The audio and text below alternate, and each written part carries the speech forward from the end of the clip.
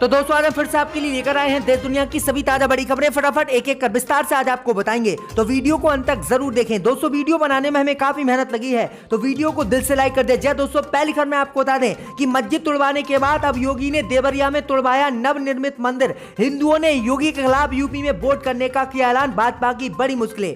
वही आपको बताएंगे दोस्तों की दिल्ली में बढ़ रहे प्रदूषण पर सुप्रीम कोर्ट ने एक बार फिर से मोदी सरकार को लगाई फटकार, पूछे सवाल, कहा कब खत्म होगा दिल्ली में प्रदूषण। वही आपको बताएंगे दोस्तों की मोदी अमित शाह के राष्ट्र प्रेम की खुली पोल। पिछले 3 वर्षों में देश में हुए 1034 आतंकवादी हमले, 177 जवान हो गए हैं शहीद, भाजपा की बढ़ा दी इस रिपोर्ट ने मुश्किलें। वहीं आपको बताएंगे दोस्तों की हिंदू महासभा के नेता ने ओवैसी को बताया बीजेपी का एजेंट, कहा सीएम योगी भेजें ओवैसी को 125 रुपए की फीस। वहीं आपको बताएंगे दोस्तों की अफगानिस्तान में तालिबान ने जेल से रिहा किए 210 से ज्यादा कैदी, अफगान नागरिकों में चिंता। वहीं आपको बताएंगे दोस्तों कि राज्यसभा से निलंबित सांसदों ने माफी मांगने से बीजेपी से किया इनकार, तो बीजेपी नेता बोले फैसला अंतिम, निलंबन नहीं होगा वापस। तो सभी खबरों को आपको एक एक कर बताने वाले दोस्तों, वीडियो को लाइक कर चैनल को सब्सक्राइब कर दें। इसी बीच पर तो दोस्तों अगली खबर की ओर, तो यूपी में चुनाव से हिंदुओं के विरोध में उतरे योगी आदित्यनाथ, देवरिया में तोड़वा दिया मंदिर, भाजपा को झटका। जी दोस्तों आपको बता दें ये बड़ी खबर सामने निकल कर आई दोस्तों की उत्तर प्रदेश में चुनाव से पहले मुसलमान नहीं बल्कि अब हिंदुओं के भी मंदिर योगी ने तोड़वाने शुरू कर दिए हैं, और ऐसा ही मामला उत्तर प्रदेश के देवरिया से सामने आया है। दरअसल आपको बता दें कि उत्तर प्रदेश के देवरिया जिले के सलीमपुर में नवनिर्मित मंदिर में जो है योगी सरकार ने बुलडोजर चलवा दिया है और नवनिर्मित मंदिर को प्रशासन ने ध्वस्त कर दिया है, जिसके बाद मोहल्ले और देवरिया के हिंदुओं ने योगी के विरोध का ऐलान कर दिया है। देवरिया के हिंदुओं ने कहा है कि उत्तर प्रदेश में बाबा की सरकार होते सहित बाबाओं के मंदिरों पर बुलडोजर चलवाया जा रहा है। हम योगी आदित्यनाथ को हिंदू नहीं मानते, ये तो मुगलों से भी आगे है। मुगलों ने भी इतने मंदिर नहीं तोड़वाए थे जितने योगी आदित्यनाथ अपने राज्य में यूपी में तोड़वा रहे हैं। देवरिया के हिंदुओं ने ऐलान किया है कि किसी भी कीमत पर इस बार हम बीजेपी को वोट नहीं देंगे। बीजेपी को हम वोट देते, लेकिन उत्तर प्रदेश के मुख्यमंत्री ने हमारे मंदिर को तोड़वा दिया है और अब किसी भी कीमत पर योगी को वोट नहीं देंगे। तो ये बड़ी अपडेट आई दोस्तों की योगी की मुश्किलें यूपी के हिंदुओं ने ही बढ़ा दी हैं।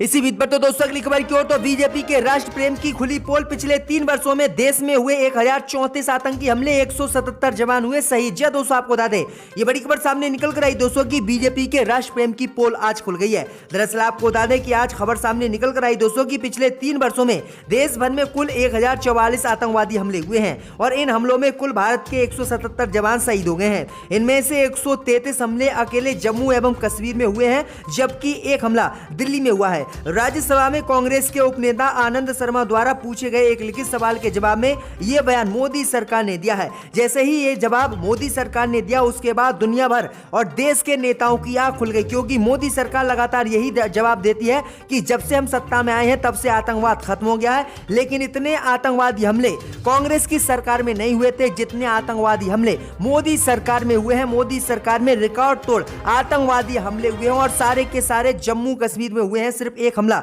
जम्मू कश्मीर में नहीं हुआ है। तो ये बड़ी अपडेट आ रही है कि भाजपा की पोल राष्ट्रवाद की खुल गई। इसी बीच पर तो दोस्तों अगली खबर की ओर, तो दिल्ली में बढ़ रहे प्रदूषण को लेकर सुप्रीम कोर्ट ने मोदी अमित शाह को लगाई फटकार, पूछे सवाल। जी दोस्तों आपको बता दें कि दिल्ली में बढ़ते वायु प्रदूषण के स्तर पर सुप्रीम कोर्ट ने चिंता व्यक्त करते हुए केंद्र की मोदी सरकार को फटकार लगाई है और मोदी सरकार से पूछा है कि पिछले आदेश में जो हमने निर्देश आपको दिए थे उस निर्देश के बाद आपने कोई कार्रवाई की है या नहीं। लेकिन आपको बता दें कि योगी और मोदी सरकार ने कोई भी इस पर जवाब नहीं दिया है। दरअसल आपको बता दें कि सुप्रीम कोर्ट ने कहा है कि हमने कहा था कि अब लगातार जो काम चला है दिल्ली में कंस्ट्रक्शन का उसे बंद कराएं और जो विस्टा प्रोजेक्ट का काम चला है उसको भी बंद कराएं, जिससे कि प्रदूषण दिल्ली में कम हो। क्या आपने ये काम बंद कराए? जिसके बाद मोदी सरकार मौन रही और मोदी सरकार ने कहा है कि हम अब काम बंद कराएंगे। तो ये बड़ी अपडेट आई दोस्तों की पहले इन्होंने दिवाली पर जो है प्रदूषण फैलाया था दिल्ली में और उसके बाद अब ये काम को भी बंद नहीं कराना है। इसी को लेकर सुप्रीम कोर्ट ने चिंता व्यक्त करते हुए मोदी सरकार को फटकार लगाई। इसी बीच पर तो दोस्तों अगली खबर की ओर, तो अंतरराष्ट्रीय हिंदू परिषद के नेताओं ने ओवैसी को बताया बीजेपी का एजेंट, कहा अगर ओवैसी बिहार में नहीं लड़ते चुनाव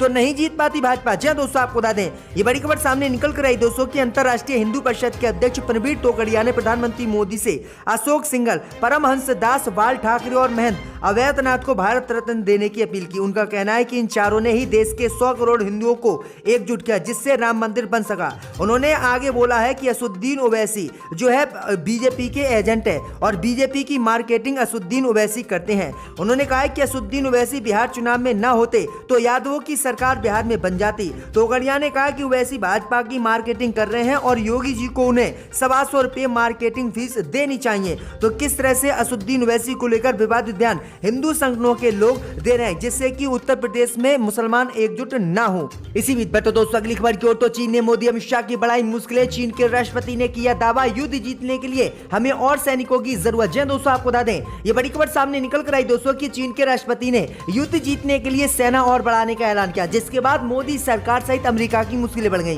दरअसल आपको बता दें कि भारत के साथ सीमा विवाद और अमेरिका को युद्ध की धमकी दे चुके चीन अब अपनी सैन्य बल को बढ़ाता है। दरअसल आपको बता दें कि एक रिपोर्ट के मुताबिक चीनी राष्ट्रपति शी जिनपिंग ने बलों की तेजी से आधुनिकीकरण और भविष्य के युद्ध जीतने के लिए नई भर्ती की जरूरत को बताया है। उन्होंने कहा है कि अगर हमें अमेरिका से युद्ध जीतना है या भारत से युद्ध जीतना है तो हमें और सैनिकों की जरूरत होगी, इसलिए हमें जो है चीन में और सैनिकों को बढ़ाना होगा और नई भर्ती सैनिकों की करानी होगी। तो ये बड़ी अपडेट है दोस्तों, क्योंकि लगातार चीन एलएसी पर भारत के खिलाफ अपने आधुनिक हथियारों को तैनात कर रहा है, मिसाइल, फाइटर प्लेन सहित सभी कुछ तैनात कर रहा है और जहां पर भारत की जमीन पर कब्जा भी करके वहां पर घर भी बना रहा है। इससे मोदी सरकार की लगातार टेंशन बढ़ रही है। इसी बीच पर तो दोस्तों अगली खबर की ओर, तो अरविंद केजरीवाल ने भगवत मान को सीएम उम्मीदवार बनाने से किया इनकार, कार्यकर्ताओं से कही बड़ी बात। जी दोस्तों आपको बता दें, ये बड़ी खबर सामने निकल कर आई दोस्तों कि पंजाब विधानसभा चुनाव को लेकर राज्य का सियासी पारा चढ़ा हुआ है, लेकिन अब तक आम आदमी पार्टी के सीएम पद के उम्मीदवार को लेकर तस्वीर साफ नहीं है। आम आदमी पार्टी के मुखिया अरविंद केजरीवाल ने भगवत मान को सीएम पद का उम्मीदवार पंजाब में बनाने से इनकार कर दिया है।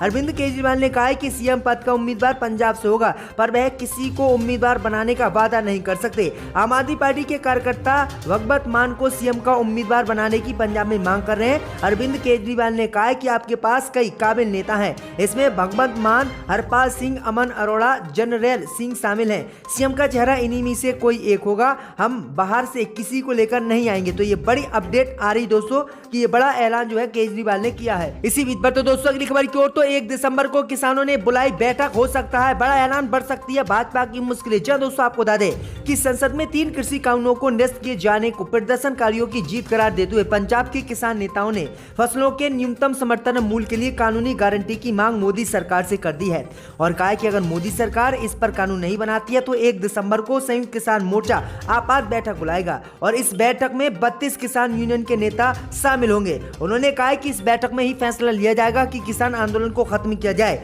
या फिर आंदोलन को आगे बढ़ाया जाए। अगर किसानों ने आगे आंदोलन बढ़ाने का ऐलान कर दिया तो 5 राज्यों के विधानसभा चुनाव में भाजपा की खिचड़ी बिखर सकती है और भाजपा बुरी तरह से चुनाव हार सकती है, जिसमें से उत्तर प्रदेश भी शामिल है। इसी बीच पर तो दोस्तों अगली खबर की ओर, तो अफगानिस्तान में तालिबान ने जेल से रिहा किए 210 से ज्यादा कैदी, बड़ा तनाव। जी दोस्तों आपको बता दें कि अफगानिस्तान में सत्ता परिवर्तन के बाद से वहां के लोग लॉ एंड ऑर्डर की स्थिति से जूझ रहे हैं। ऐसे में सोमवार को तालिबान ने अफगानिस्तान की एक जेल में बंद 210 से ज्यादा कैदियों को रिहा कर दिया है। तालिबान ने यह कदम इस तथ्य के बावजूद उठाया है कि इस्लामिक स्टेट खोरासान, सीरिया और इराक स्थित आतंकवादी समूह देश में सार्वजनिक सुरक्षा के लिए एक बड़ी समस्या के रूप में उतर रहे हैं। मैं आपको बता दें कि जिस तरह से अफगानिस्तान ने 210 तालिबानी तालिबानी कैदियों को जेल से रिहा किया है, उससे अफगानिस्तान के नागरिकों में चिंता है। उन्होंने कहा है कि स्थिति और ज्यादा खराब होगी और ज्यादा देश में हमले होंगे। तो बड़ी अपडेट आ रही, बड़ा काम जो है तालिबान ने किया। इसी बीच पर तो दोस्तों अगली खबर की ओर, तो यूपी चुनाव में परशुराम की हुई एंट्री, अखिलेश यादव पूर्वांचल एक्सप्रेसवे के किनारे लगवाएंगे 108 फीट की मूर्ति। जय दोस्तों आपको बता दें कि उत्तर प्रदेश विधानसभा चुनाव 2022 में अब कुछ महीने का ही समय बच गया है। यूपी चुनाव से पहले ब्रह्मांड मतदाताओं को रिझाने की होड़ मची हुई है। विधानसभा चुनाव आते ही ब्रह्मांडों को साधने के लिए समाजवादी पार्टी का परशुराम प्रेम जाग गया है। इसी क्रम में समाजवादी पार्टी अब सुल्तानपुर में पूर्वांचल एक्सप्रेसवे के किनारे 108 फीट ऊंची भगवान परशुराम की मूर्ति लगवाने जा रही है, ताकि सीएम योगी आदित्यनाथ के पूर्वांचल एक्सप्रेसवे से सफर करने वाले सपा की ओर लगवाई गई परशुराम की मूर्ति देख सके। 11 दिसंबर को तारीख तय की गई है और 11 दिसंबर को ही समाजवादी पार्टी के ब्रह्मांड नेता लबुआ से विधायक रहे संतोष पांडे भगवान परशुराम की मूर्ति पूर्वांचल एक्सप्रेस पर लगवाएंगे। तो ये बड़ी अपडेट आ रही है, बड़ा ऐलान कर दिया, जिसके बाद भाजपा की मुश्किलें बढ़ गई हैं। इसी बीच पर तो दोस्तों अगली खबर की ओर, तो निलंबित सांसदों ने राज्यसभा में माफी मांगने से किया इनकार। बीजेपी नेता वेंकैया नायडू बोले फैसला अंतिम। जी दोस्तों आपको बता दें कि संसद के शीतकालीन सत्र का मंगलवार को दूसरा दिन है और राज्यसभा के 12 निलंबित सदस्यों के मामले पर आज भी हंगामा हो रहा है। सरकार ने सोमवार को संकेत दिए थे कि ये सदस्य माफी मांग लेते हैं तो उनका निलंबन समाप्त किया जा सकता है, लेकिन कांग्रेस और टीएमसी ने साफ कर दिया है कि ये सदस्य माफी नहीं मांगेंगे। कांग्रेस नेता मल्लिकार्जुन खड़गे ने कहा है कि माफी मांगने का सवाल नहीं है क्योंकि उनका निलंबन गलत तरीके से हुआ है। भारत राज्यसभा सांसदों में से एक भाकपा के विनय मिश्र हैं। उन्होंने अपने आत्मनिर्भर भारत के लिए बैंक के निजीकरण के मुद्दे पर लड़ाई लड़ी। उन्होंने कहा है कि हम किसी भी कीमत पर नहीं मांगे माफी क्योंकि गलत तरीके से बीजेपी ने हमें निलंबित किया है।